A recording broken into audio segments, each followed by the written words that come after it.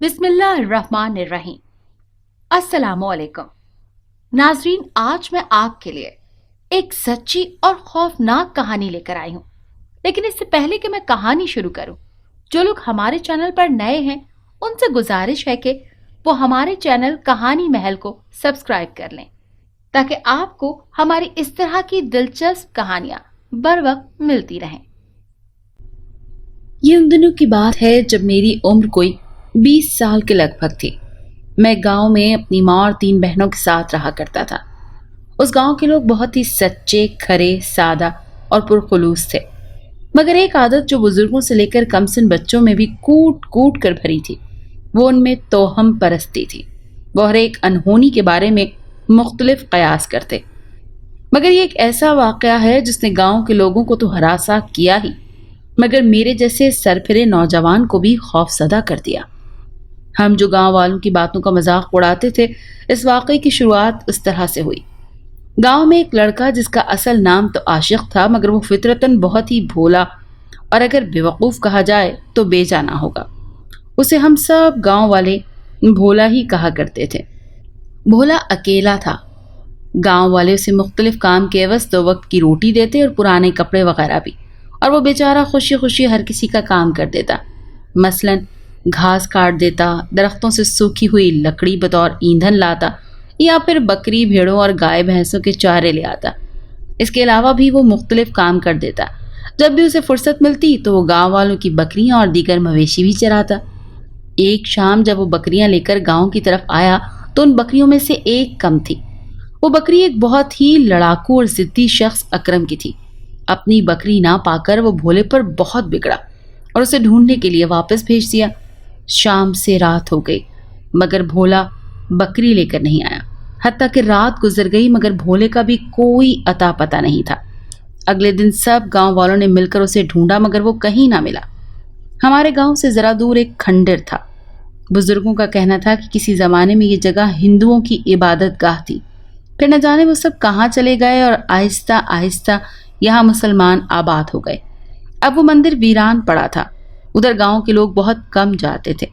गांव वाले भोले को ढूंढ ढूंढ कर थक गए। एक दिन हम लड़कों ने झाड़ी के पास खून के छींटे देखे जो सूरज की हरारत के बायस स्याही माइल हो गए थे। हमने गांव के इमाम साहब को बताया तो वो परेशान हो गए और दीगर गांव के लोगों ने ये ख्याल किया कि हो ना हो भोले को किसी भूत प्रेत ने मार डाला है, क्योंकि वो मंदिर सालों से वीरान पड़ा है, इसीलिए उसमें किसी आसेब ने बसेरा कर लिया होगा।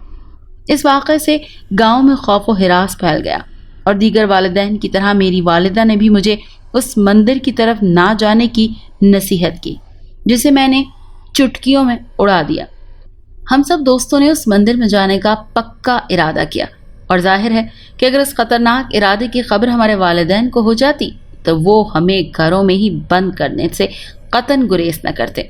इसीलिए हमने वहां छुप कर जाने का प्लान बनाया। जून की तपती और झुलसाती दोपहर में हम मंदिर जाने के लिए तैयार हो गए। मैं यानी सलामत, जीरा, शीदू और सोमी, हम 4 लड़कों पर मुश्तमिल यह काफिला मंदिर की जानिब रवां दवा हो गया। इस कदर बिफरे हुए सूरज की आग उगलती दोपहर में हम लरसते कदमों और पसीना पसीना वजूद लिए आगे ही आगे बढ़ रहे थे और हम उस मंदिर के बिल्कुल नज़दीक पहुंच गए। वो कदीम खस्ता हाल मंदिर था जो यकीनन अपने दौर में बहुत ही मजबूत और खूबसूरत रहा होगा। लकड़ी का बहुत बड़ा दरवाज़ा जो कि बंद था, उस पर किसी किस्म का कोई भी ताला वगैरह नहीं लगा था। मगर जब हमने उस दरवाजे को अंदर की तरफ धकेला तो हमारे दांतों तले पसीना आ गया। बिलाखिर हम चारों ने मिलकर उस दरवाजे को खोल दिया। एक जोरदार आवाज के साथ वो दरवाजा खुला और खामोश फिजा में जोरदार आवाज उभरी। फिर वही सकूत छा गया। जैसे ही हम दरवाजा खोलकर अंदर दाखिल हुए, एक अजीब सा दिल को मतला देने वाली बदबू ने हमारा इस्तकबाल किया। हमारे ज़हन में था कि जहां सालों से किसी ज़ीरूह का गुजर ना हुआ हो, उस जगह मकड़ी के बेशुमार जाले, गंदगी और गलाजत का ढेर होगा।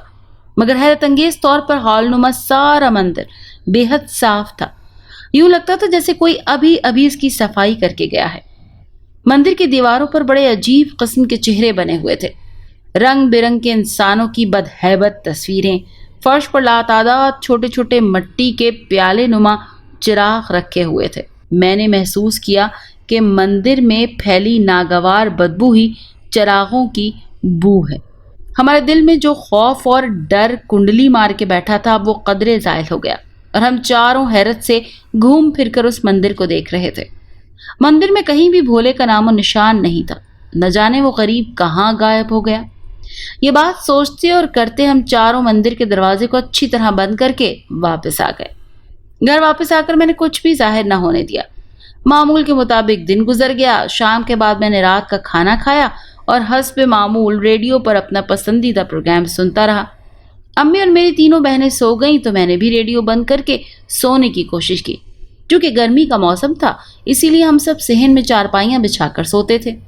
میری چارپائی کے ساتھ ہی باجی چھوٹی سی میز پر پانی رکھ دیتی تھی تاکہ رات میں کسی کو پیاس لگے تو وہ اٹھ کر پانی پی لے۔ پاس ہی میں نے اپنا ریڈیو بھی رکھ دیا۔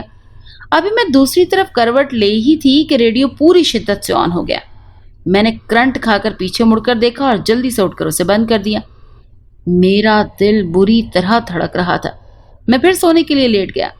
لاشعوری طور پر میرا خیال ریڈیو میں ہی اٹکا تھا کہ اب بجے کہ تب بجے، مگر جب کافی دیر گزر گئی تو مجھے قدرے اطمینان ہوا اور میں پھر سونے کی کوشش میں لگ گیا۔ ابھی مجھ پر غنودگی طاری ہوئی ہی تھی کہ ایک بار پھر ریڈیو کی آواز اندھیرے اور خاموش رات میں گونج اٹھی۔ میں سٹ پٹا کر اٹھ بیٹھا، ڈرتے ڈرتے ایک بار پھر اسے بند کیا۔ میں ہر طرح سے کانپ رہا تھا، میرا رواں رواں لرز رہا تھا۔ حیرت انگیز طور پر میری امی اور بہنیں گہری نیند سو رہی تھی، حالانکہ ذرا سے کھٹکے کی آواز پر میری امی کی آنکھ فٹ سے کھل جاتی تھی، تو ریڈیو کی فل آواز پر کیوں نہیں جاگی؟ سوچتے الجھتے میں پھر سونے کی کوشش کرنے لگا، مگر اب مجھے ایسا لگ رہا تھا کہ جیسے میرے سرہانے کوئی بم رکھا ہے جو کسی بھی لمحے پھٹ سکتا ہے۔ پھر نہ جانے میں کب سو گیا۔ نیند میں بھی میں ریڈیو بند کرتا اور پھر بج اٹھتا۔ سو میری آنکھ اس وقت کھلی جب سورج کی آسمان پر راجدھانی تھی۔ دن کا اجالا پوری طرح ہر سو پھیل چکا تھا۔ دھوپ ہمارے کچے صحن میں دبے پاؤں آتی جا رہی تھی۔ باورچی خانے میں برتنوں کی آوازیں آ رہی تھی۔ میرا سب سے پہلا خیال آن ہوتے ریڈیو کی جانب گیا، مگر کوئی بھی مناسب سرا میرے ہاتھ نہ لگا۔ میں اٹھا، منہ ہاتھ دھو کر جلدی سے ناشتہ کیا اور دوستوں کے پاس گیا۔ اگر ان کے ساتھ بھی کوئی غیر معمولی بات ہوئی ہے تو یہ ضرور مجھے بتائیں گے، کیونکہ ہم چاروں ہی اس ویران مندر میں گئے تھے، مگر ان تینوں میں سے کسی نے بھی کوئی اس قسم کی بات نہیں کی، تو میں نے بھی بتانا مناسب نہیں سمجھا اور کچھ دیر بعد گھر واپس آ گیا۔ اس کے بعد ایک ہفتہ بالکل خیریت سے گزر گیا اور کوئی بھی ایسی بات نہ ہوئی جس سے میں خوف کھاتا یا مجھے پریشانی ہوتی۔ ہمارے گاؤں کے نزدیک ہی ایک اور گاؤں تھا جہاں میری امی کی منہ بولی بہن کا جیٹ فوت ہو گیا۔ امی کا جانا ضروری تھا۔ امی کے ساتھ میں بھی وہاں گیا۔ نماز جنازہ کے بعد امی نے مجھ سے کہا کہ میں گھر واپس چلا جاؤں کیونکہ وہ 2 دن رکیں گی۔ میں نے حامی بھر لی اور اپنے گھر واپس آ گیا۔ دونوں گاؤں کے درمیان کافی فاصلہ نہیں تھا اور باقی دنوں کی بنسبت موسم بھی کافی خوشگوار تھا، اسی لیے پیدل چلتا ہوا اپنے گھر کی جانب روانہ ہوا۔ راستے میں ہمارے گاؤں کا قبرستان تھا۔ میں وہاں سے گزر رہا تھا کہ اچانک وہاں سیاہ لباس میں ملبوس ایک وجود کو دیکھ کر بری طرح سے کانپ گیا۔ اس کی پشت میری جانب تھی اور میں نے اندازہ لگایا کہ وہ عورت ہے۔ اس کے سیاہ لباس، گھنے بال اور جو اس کی کمر پر پھیلے ہوئے تھے۔ اے کون ہو؟ میں نے اسے آواز دی، مگر اس نے پیچھے مڑ کر نہیں دیکھا اور نہ ہی کوئی جواب دیا، بلکہ سیدھ میں چلنے لگی۔ تو فطری تجسس کے ہاتھوں مجبور ہو کر میں بھی اس کے پیچھے چل پڑا، کیونکہ میرا مقصد یہ معلوم کرنا تھا کہ وہ کون ہے اور اس قبرستان میں کیا کر رہی ہے۔ وہ عورت سامنے ہی چلتی جا رہی تھی۔ یہ دیکھ کر میں پوری طرح چونکا، کیونکہ اس کا رخ مندر کی جانب تھا اور وہ آگے ہی آگے چلتی جا رہی تھی۔ اب وہ مندر سے تھوڑے سے فاصلے پر تھی، میں بھی اس کے پیچھے تھا۔ ایک دم سے میں نے ٹھوکر کھائی اور خود کو سنبھالنے میں بہت کوشش کی اور میں نے اپنے آپ کو سنبھال بھی لیا۔ نیچے دیکھا، مجھے کسی شے سے ٹھوکر لگی تھی۔ زمین تو بالکل صاف تھی، مگر مجھے پاؤں پر بڑی زور کی چوٹ لگی۔ درد کی لہر اس قدر شدید تھی کہ ایک لمحے کے لیے اس پراسرار عورت کا خیال میرے ذہن سے نکل گیا، اور جب یاد آیا کہ میں کس عورت کا پیچھا کرتے ہوئے یہاں تک آیا تھا تو میں فوراً الرٹ ہو گیا، مگر اب وہاں میرے علاوہ اور کوئی بھی موجود نہیں تھا۔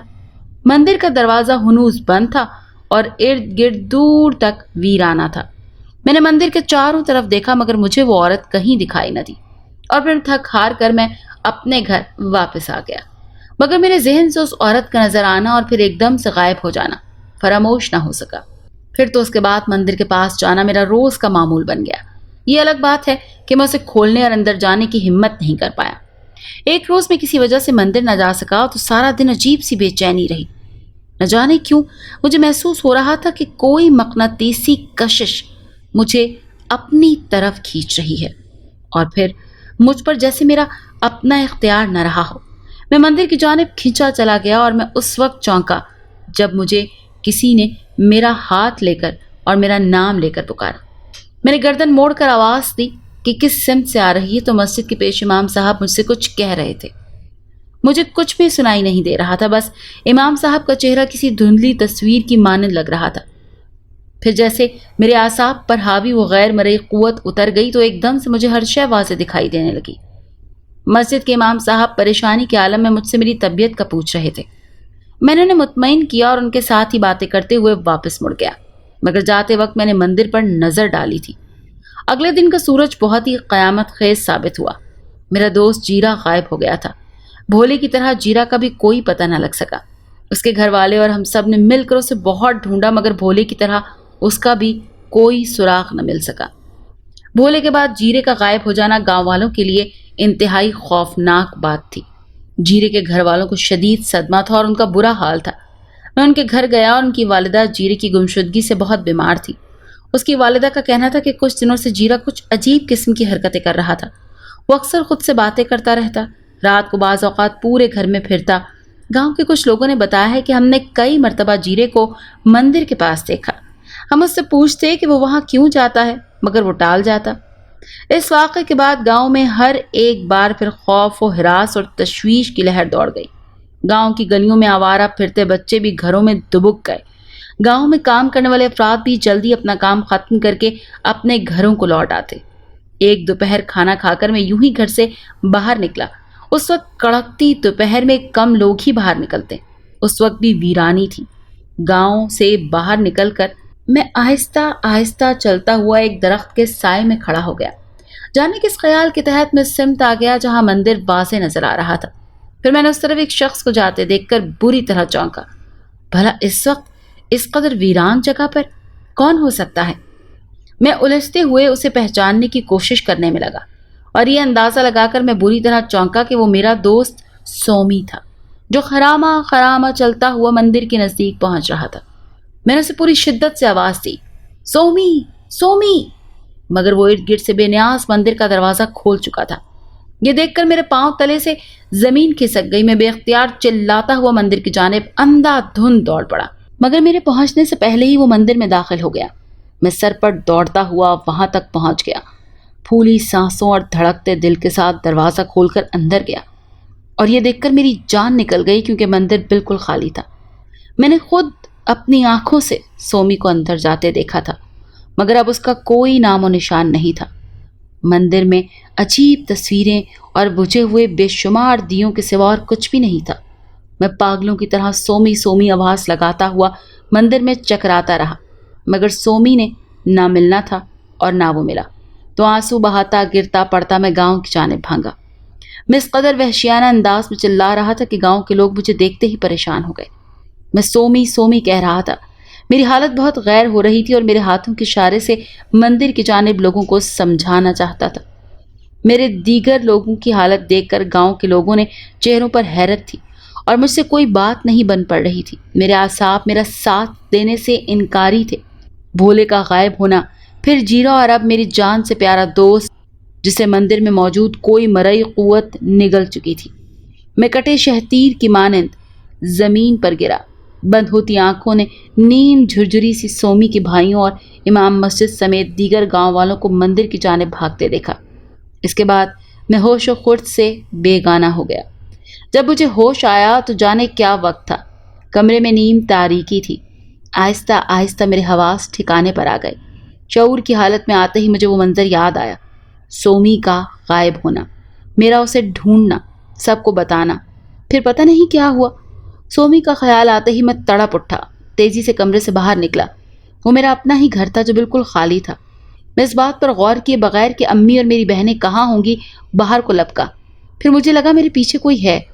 اسی احساس کے تحت میں نے مڑ کر دیکھا اور لڑکھڑا کر رہ گیا۔ سیاہ لباس میں ملبوس وہ وہی عورت تھی جو قبرستان میں مجھے نظر آئی تھی۔ اب بھی اس کے بالوں سے ڈھکی پشت میری طرف تھی۔ کون؟ میں نے لرزتی آواز میں اسے مخاطب کیا۔ وہ دھیرے سے مڑی اور میرے سامنے آ گئی۔ اس کے سیاہ لمبے بالوں نے چہرے کے آدھے حصے کو مکمل طور پر ڈھانپ رکھا تھا اور چہرے کا دایاں حصہ بے حد حسین تھا۔ اس کی سیاہ آنکھ مجھ پر مرکوز تھی اور جو میں نے اس کی آنکھ میں جھانکا تو نہ جانے مجھے کیا ہو گیا۔ میں محبود ہو کر رہ گیا۔ اس سے پہلے کہ وہ کچھ بولتی میرے پیچھے دروازہ ایک دم سے بجا۔ میں نے بے اختیار گردن موڑ کر پیچھے دیکھا، پھر اگلے ہی لمحے اس جانب دیکھا جہاں وہ پراسرار عورت کھڑی تھی۔ یہ دیکھ کر میری سانس لمحہ بھر کو رک گئی کہ وہ جگہ اب بالکل خالی تھی۔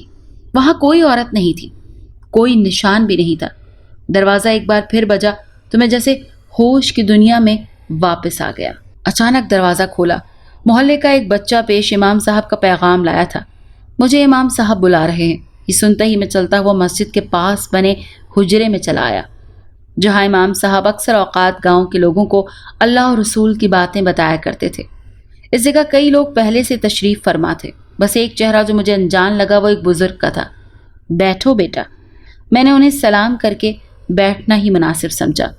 یہ سید کمال شاہ ہیں، امام صاحب نے بزرگ کی طرف اشارہ کر کے بتایا۔ میں نے انہیں دیکھا، وہ مجھے ہی دیکھ رہے تھے۔ میرے دیکھنے پر وہ مسکرائے۔ یہ میرے پیر و مرشد ہیں اور مندر کا طلسم توڑنے کے لیے آئے ہیں اور تمہاری مدد کی ضرورت پڑ سکتی ہے، امام صاحب نے بتایا۔ امام صاحب کی بات پر میں نے انہیں حیرت سے دیکھا۔ میری ضرورت؟ ہاں، سید صاحب نے اس بات میں سر ہلایا۔ میں رات میں ایک مخصوص عمل کروں گا، اس لیے مجھے تمہاری ضرورت بھی پڑ سکتی ہے، مگر تم گھبراؤ مت، ایسا کچھ نہیں ہوگا جس سے تمہیں نقصان ہو۔ وہ شاید میری اندرونی کیفیت کا اندازہ لگا چکے تھے، تبھی مجھے تسلی دینی چاہی۔ میں بھی انہیں مطمئن کرنے کے لیے مسکرایا۔ یہ الگ بات تھی کہ میرے اندر کی ٹوٹ پھوٹ مجھے اس کام سے روک رہی تھی اور میں وہ کیفیت سمجھنے کی کوشش کر رہا تھا جو پر اسرار عورت کے دیکھنے پر محسوس ہوئی تھی۔ رات کا وقت تھا، آسمان چمکتے تاروں سے بھرا ہوا تھا۔ میں بے چینی سے ٹہل رہا تھا۔ سارا گاؤں اندھیرے اور سناٹے میں ڈوب چکا تھا۔ میری نظریں مندر پر جمی ہوئی تھی اور دل میں ہلکا ہلکا اضطراب اور بے چینی کروٹیں بدل رہی تھی۔ مجھے نیند کی شدت برداشت سے باہر تھی، مگر پھر بھی میں اپنی آنکھوں کو مسلتا ہوا کھڑا رہا۔ مجھے انتظار سید صاحب کا تھا جنہوں نے مجھے یہاں بلایا تھا اور خود ابھی تک نہیں آئے تھے۔ میں بددل سا ہو کر گھر جانے کے لیے مڑا کہ اچانک ایک ہیولا حرکت کرتا نظر آیا۔ اس کا رخ میری طرف ہی تھا۔ میں آنکھیں پھاڑ پھاڑ کر اسے دیکھنے لگا۔ وہ قریب آ کر رکا۔ چاند کی مدھم چاندنی میں جو وجود نظر آیا وہ سید صاحب کا تھا۔ آؤ، وہ یہ کہتے ہوئے مندر کی جانب چلنے لگے اور میں کسی روبوٹ کی مانند ان کے پیچھے چلنے لگا اور ہم مندر کے دروازے کے سامنے پہنچ گئے۔ مندر کے دروازے کو دونوں پٹ کھولے تھے۔ سید صاحب اندر داخل ہو گئے اور میں ایک پل کو رک گیا۔ مجھے محسوس ہو رہا تھا کہ کوئی انجانی کشش مجھے اندر کی جانب کھینچ رہی ہے۔ میں نے دھیرے سے اندر اپنے قدم رکھ دیے۔ اندر مندر میں عجیب سی مہک پھیلی ہوئی تھی۔ دیواروں کے سامنے رکھے قطار میں تمام مٹی کے دیے روشن تھے۔ دیوں کی زرد روشنی میں مندر کا اندرونی منظر بڑا ہی عجیب لگ رہا تھا۔ دیواروں پر لگی تمام تصاویر بہت ہی ہیبت ناک محسوس ہو رہی تھی۔ مجھے لگا ان سب کی خوفناک آنکھیں مجھے ہی گھور رہی ہیں۔ روشن چراغوں کے درمیان سیاہ لباس میں ملبوس وہی عورت بیٹھی تھی۔ اس کے سیاہ بالوں نے آج اس کا چہرہ نہیں ڈھانپ رکھا تھا۔ اس کا چہرہ چراغوں کی روشنی میں واضح تھا۔ اس کے چہرے کا ایک حصہ بے حد حسین اور دوسرا حصہ بے حد سیاہ، یوں جیسے بری طرح جھلس گیا ہو۔ زرد روشنی میں اس وقت اس کے چہرے پر بہت ہی بھیانک خوف لگ رہا تھا اور حیرت کی بات یہ تھی کہ مجھے اسے بالکل بھی خوف محسوس نہیں ہو رہا تھا۔ میں دھیرے دھیرے قدم اٹھاتا اس کے قریب پہنچا اور سامنے بیٹھ گیا۔ وہ مسکرائی۔ وہ کہہ رہی تھی، زبان میری سمجھ سے باہر تھی۔ ایسا لگتا تھا جیسے وہ کوئی منتر پڑھ رہی ہو۔ عجیب سحر تھا اس کی آواز میں۔ میرے ذہن پر غنودگی سی طاری ہو رہی تھی۔ میں مدہوش ہو رہا تھا۔ پھر میں نے دیکھا وہ ایک دم اٹھ کھڑی ہوئی اور مجھ پر نیند طاری ہو گئی اور نیند ہی نیند میں کوئی خواب دیکھنے لگ گیا۔ وہ چیخ رہی تھی اور کوئی اس پر کچھ پھینک رہا تھا۔ پھر وہ ایک دم دھواں بن گئی۔ بہت سی آوازیں سنائی دے رہی تھی۔ ہر کوئی مجھ پر جھکا۔ اٹھ جاؤ، اٹھ جاؤ کی آوازیں، پھر جیسے ایک دم بوندیں پڑنے لگی، ننھی ننھی بوندیں میرے چہرے پر برس رہی تھی، اور میں اپنی آنکھیں ملتا ہوا اٹھ کر بیٹھ گیا۔ میرے سامنے سید صاحب ہاتھ میں پانی کا گلاس لیے کھڑے تھے اور مجھے ہوش میں لانے کے لیے پانی کا چھینٹا میرے چہرے پر ڈال رہے تھے۔ شکر ہے تم ہوش میں آ گئے، وہ سیدھے ہو کر بولے۔ اب میرا ذہن آہستہ آہستہ بیدار ہو چکا تھا۔ تمام واقعہ ایک بار پھر مجھ پر واضح تھا۔ تو کیا وہ سب حقیقت تھا؟ عورت کے سامنے بیٹھنا اور پھر نیند کا غلبہ، سید صاحب کا اس عورت کو قابو کرنا۔ میں حیرت سے سوچ رہا تھا، تم وہ پہلے انسان ہو جو اس پراسرار عورت سے بچ گئے، ورنہ جو بھی یہاں آتا ہے بچ کے نہیں جاتا۔ وہ کون تھی؟ میں نے سید صاحب سے پوچھا۔ وہ ایک ہندو پنڈت کی بیٹی تھی جسے کالا علم سیکھنے کا بے حد شوق تھا۔ چونکہ پنڈت کی بیٹی تھی اسی لیے جانتی تھی کہ اس کا شوق کبھی پورا نہ ہو سکے گا، مگر اتفاق سے اس کی شادی ایک ایسے لڑکے سے ہو گئی جس کی ماں بھی کالے علم کی ماہر تھی، اور اس نے اپنی ساس سے کالا علم سیکھا، اور جب بھیٹ دینے کی باری آئی تو اس نے اپنے شوہر اور ساس کو مار ڈالا۔ پھر آہستہ آہستہ اس نے گاؤں کے لوگوں کا جینا حرام کر دیا، تو سب نے مل کر اس عورت کو اس کی ساس کے گرو جس سے اس نے بھی کالا علم سیکھا تھا اس کو مارنے کا فیصلہ کیا۔ پھر ایک رات لوگوں نے اس کے چلے والی جگہ پر آگ لگا دی، جس سے اس کے گرو اور چیلے تو بچ کر بھاگ گئے، مگر وہ اس عورت کے چہرے کا ایک حصہ جل گیا، مگر وہ پھر بھی بچ گئی۔ وہ جادو ٹونے میں بہت ماہر ہو چکی تھی، اپنے عمل کے زور پر گھر سے نکلتی اور ہر رات کسی نہ کسی چھوٹے بچے کو اغوا کرتی۔ اس کے بعد اس بچے کو مار کر اس کا خون شیطان کے قدموں میں ڈالتی تاکہ اس کی جادوئی طاقت میں مزید اضافہ ہو۔ اور اس بات کی خبر اس کے باپ کو ہو گئی تو باپ نے مختلف پنڈتوں کے ساتھ مل کر اس سے مار کر اس کی روح کو اسی مندر میں قید کر دیا، کیونکہ اگر وہ زندہ رہتی تو اپنا خونی کھیل جاری رکھتی۔ ایک طویل عرصے کے بعد بھولے نے اس جگہ قدم رکھا، اور شاید وہ زخمی تھا اور اس کے زخموں سے خون ٹپک رہا تھا۔ بھولے کے خون سے وہ جگہ تر ہو گئی جہاں وہ چلا کرتی تھی، اور پھر اس عورت کی بدروح آزاد ہو گئی، اور پھر اس نے اپنا خونی کھیل شروع کر دیا، کیونکہ اب اس کی روح بغیر خون کے نہیں رہ سکتی تھی۔ اس طرح جیرو اور سومی بھی اس کا شکار ہو گئے، اور اگلا نشانہ تم تھے، مگر خوش قسمتی سے میرا عمل پورا ہوا اور میں تم تک پہنچ گیا۔ سید صاحب یہ بول کر میرے سر پر شفقت سے ہاتھ پھیرنے لگے۔ پھر ہم دونوں گاؤں میں واپس آ گئے۔ سید صاحب مسجد میں چلے گئے اور میں اپنے گھر واپس آ گیا۔ دوسرے دن گاؤں کے تمام لوگ مندر پہنچ گئے۔ سید صاحب اور امام صاحب بھی لوگوں کے ہمراہ موجود تھے۔ پھر سید صاحب کے اشارے پر لوگوں نے مندر کو آگ لگا دی، اور یوں لوگوں کی اس آسیبی مندر سے جان چھوٹ گئی۔ آج اتنے سالوں کے بعد وہ مندر جب بھی مجھے نظر آتا ہے تو بھولا، جیرو اور سومی کی یادیں بری طرح مجھے غمزدہ کر دیتی ہیں۔ میں آج اپنی زندگی میں مگن ہوں، مگر جب کبھی مجھے اس پراسرار عورت کا خیال آتا ہے تو میرا خون برف کی مانند ٹھنڈا ہو جاتا ہے۔ اگر آپ کو یہ کہانی اچھی لگی ہے تو اسے لائک کیجیے اور ہمارے چینل کہانی محل کو سبسکرائب کیجیے۔ اور ہاں، اگر آپ کے کسی دوست، رشتہ دار یا بہن کے ساتھ خدا نخواستہ اس طرح کا کوئی بھی واقعہ پیش آیا ہے تو ہمیں کامنٹ سیکشن میں اس کے بارے میں ضرور بتائیے۔